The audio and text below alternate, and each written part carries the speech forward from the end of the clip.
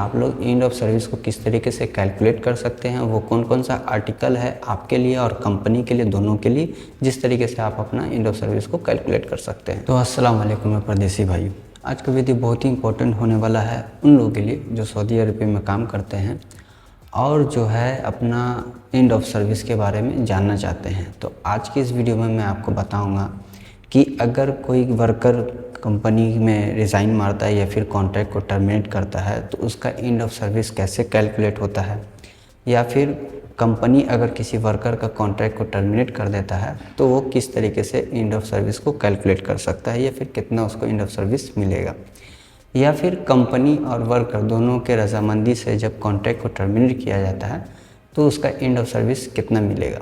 और यहाँ पे एक बात और है कि जो डोमेस्टिक वर्कर हैं अगर वो कॉन्ट्रैक्ट को टर्मिनेट करते हैं तो उनका एंड ऑफ सर्विस कैसे कैलकुलेट होगा।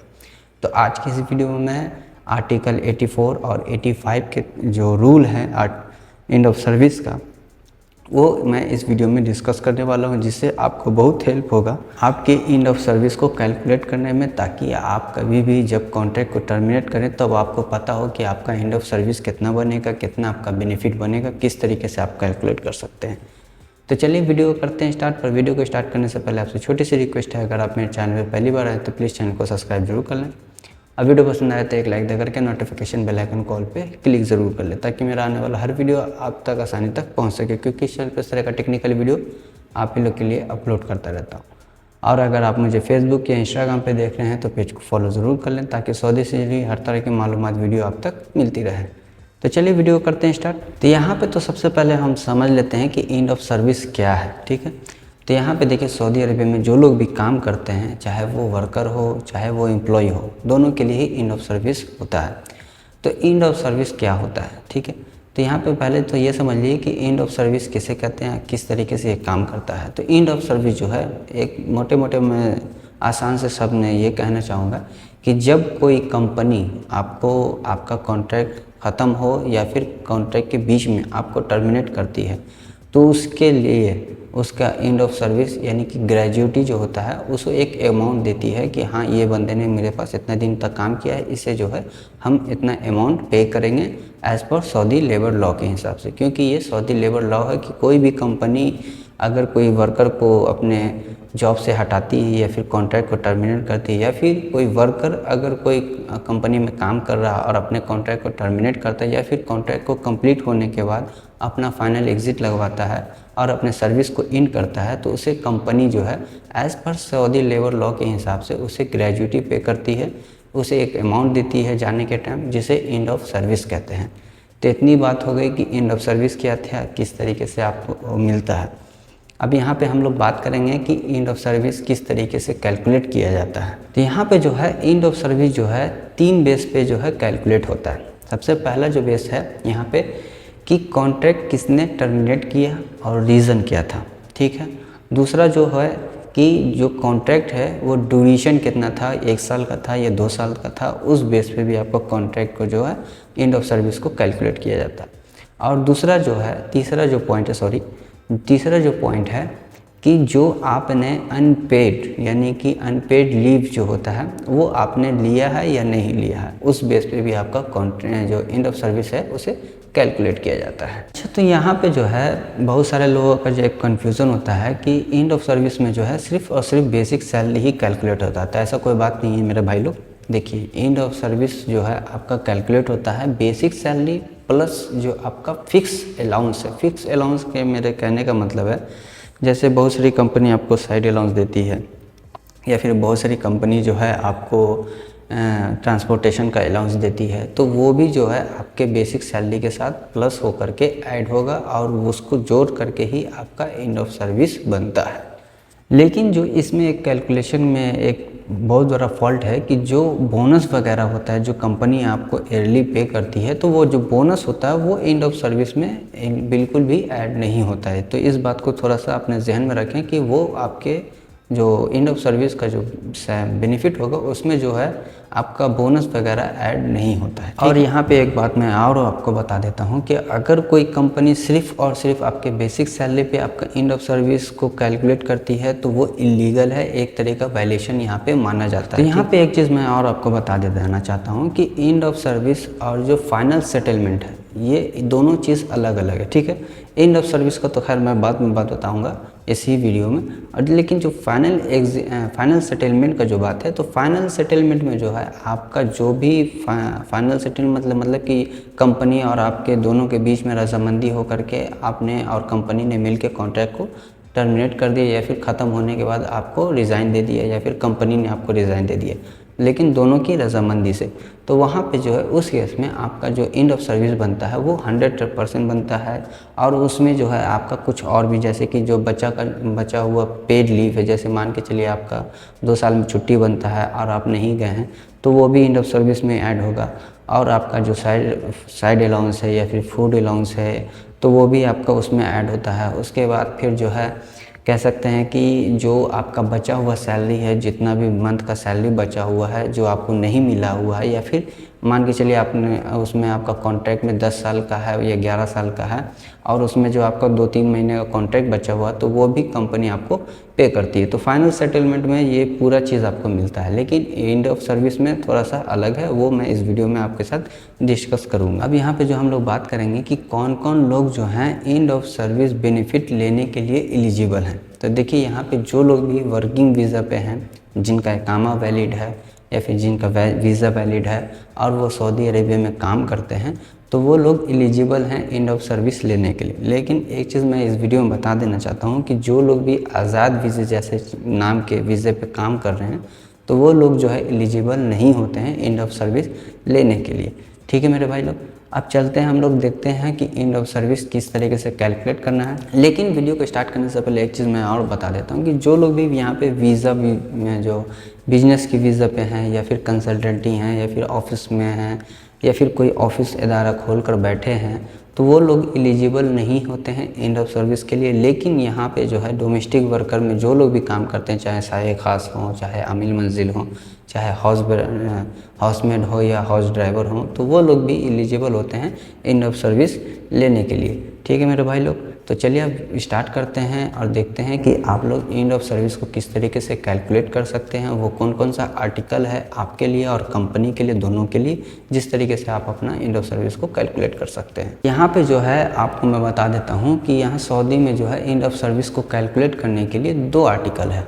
सबसे पहला आर्टिकल है 84 और दूसरा जो आर्टिकल होता है ये 85 है। अब ये 84 किसके लिए है और 85 किसके लिए है वो भी मैं इस वीडियो में आपको बताऊंगा। तो यहाँ पे देख सकते हैं लिखे हुए article 84 labour law status as for following reading end of service statement. यहाँ पे पूरा ये सिनेरियो है और इसके थोड़ा सा और नीचे चलते हैं तो यहाँ पे आपको दिखेगा ये what is the gratuity when this employ become eligible to gratuity. यहाँ पे और भी बहुत सारा जो है आपको किस टर्म कंडीशन है, किस तरीके से आपको मिलेगा, कैसे कैलकुलेट करना है, और यहाँ पे ये भी आपको दिखता होगा ये कि किस तरीके से आपको कैलकुलेट करना। तो मैं पहले जो है 84 को क्लियर करता हूँ, फिर उसके बाद फिर हम लोग चलेंगे आर्टिकल 85 पे।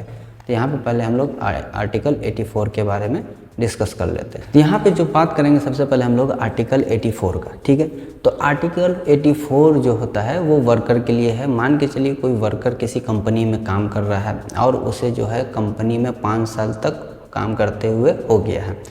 तो देखिए जब कोई वर्कर 5 साल तक काम करता है तो कंपनी जब भी इस 5 साल के पहले अगर कोई वर्कर जो है कॉन्ट्रैक्ट को टर्मिनेट करता है और फाइनल एग्जिट जाने के लिए सोचता है तो कंपनी जो है उसे पर ईयर हाफ सैलरी जो है उसे पे करेगी। मान के चलिए जैसे मिसाल के तौर पे आपने 3 साल तक काम किया, चाहे 4 साल तक काम किया, चाहे 5 साल तक काम किया, तो हर साल के लिए हाफ सैलरी जो आपका सैलरी होता है उसका हाफ जो होता है वो आपको 5 साल तक के लिए कैलकुलेट करके देगी। मान के चलिए मिसाल के तौर पे आपका 1200 सैलरी है तो आपका जो है पर ईयर 600 जो है आपका एंड ऑफ सर्विस बनेगा।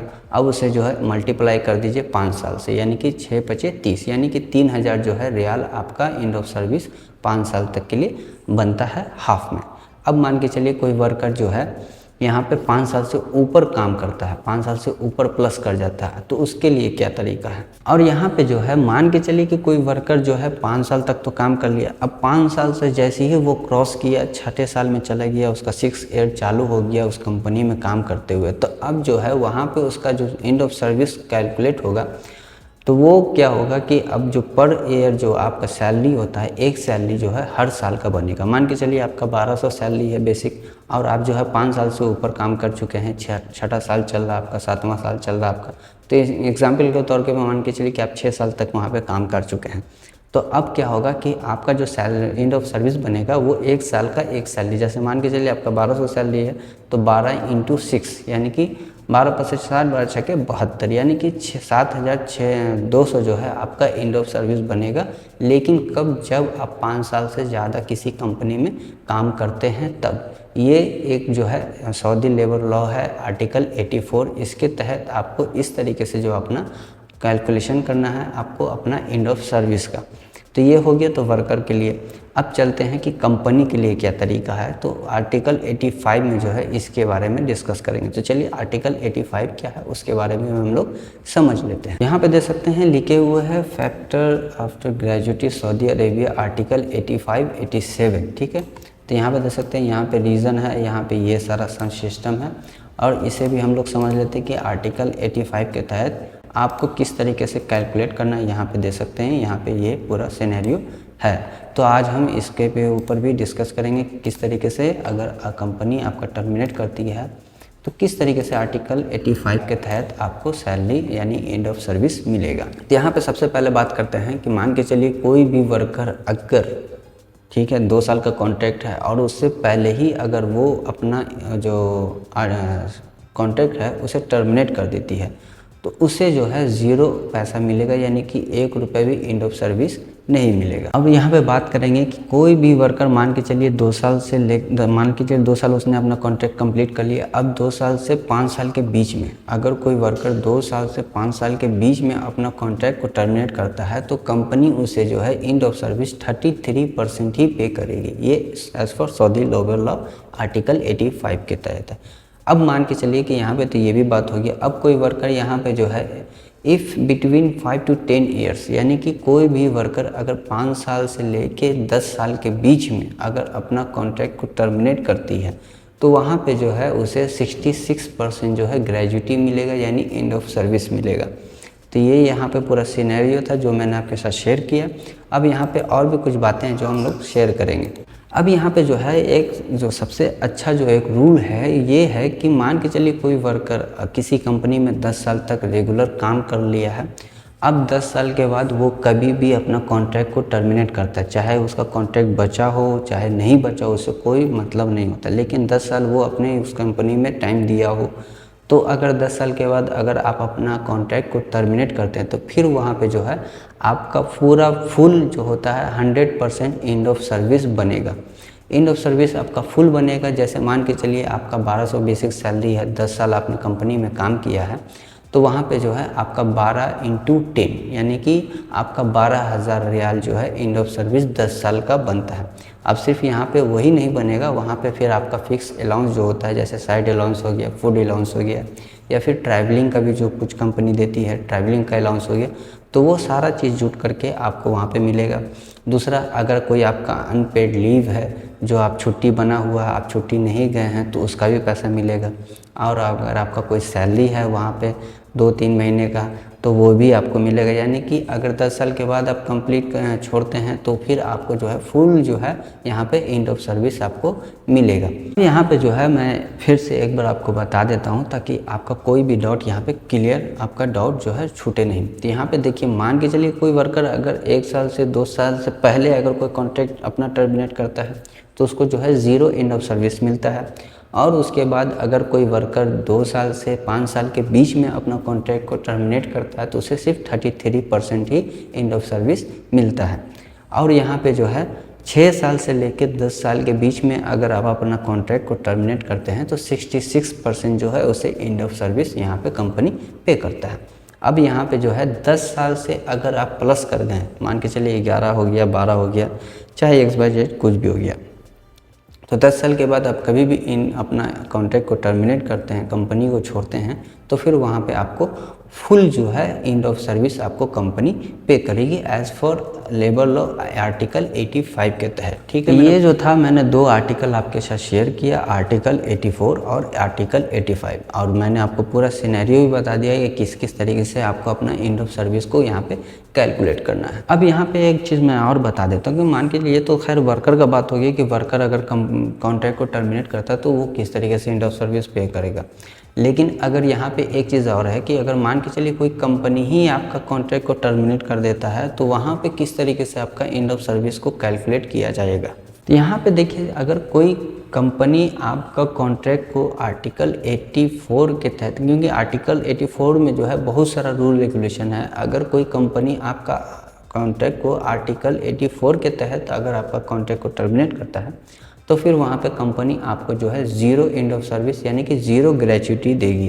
ठीक है मेरे भाई, तो आर्टिकल 84 एक बहुत बड़ा रूल है, उसमें बहुत सारा टर्म कंडीशन है। आने वाले टाइम में मैं उस पर भी एक वीडियो बनाऊंगा ताकि उससे जो है आपका कोई भी डाउट बचा ना रहे। यहाँ पे जो है एक चीज़ और मैं आपको शेयर कर देता हूँ कि मान के चलिए कोई कंपनी आपका कॉन्ट्रैक्ट को जो है टर्मिनेट करता है आर्टिकल 74। ठीक है, तो आने वाले टाइम में मैं उस पर भी एक वीडियो बनाऊंगा जिससे आपका कॉन्सेप्ट पूरा क्लियर हो जाए। लेकिन फ़िलहाल तो मैं ये बता देता हूँ कि मान के चलिए कोई कंपनी आपका जो है कॉन्ट्रैक्ट को टर्मिनेट करता है आर्टिकल 74 के तहत, तो उसमें फिर आपका कॉन्ट्रैक्ट कोई मायने नहीं रहता है। आपका कॉन्ट्रैक्ट चाहे बचा हो, चाहे आपने ख़त्म कर लिया हो, चाहे आपने रिन्यू किया हो, चाहे आपका जो भी XYZ कॉन्ट्रैक्ट से फिर कोई मतलब नहीं होता है। फिर वहाँ पे जो है कंपनी आपको पूरा ग्रेजुटी देगी, फुल ग्रेजुटी देगी और फुल एंड ऑफ सर्विस देकर आपको पे करेगी। तो ये सारा जो आर्टिकल था जो मैंने आपके साथ शेयर किया, आर्टिकल 84 और आर्टिकल 85। तो इससे पहले भी मैंने एक वीडियो बनाया है आर्टिकल 80 और आर्टिकल 81, जिसके तहत आप कॉन्ट्रैक्ट को टर्मिनेट कर सकते हैं या फिर कंपनी आपका किस किस बेस पे कॉन्ट्रैक्ट को टर्मिनेट कर सकती है। अगर आपको कोई इस तरह का परेशानी है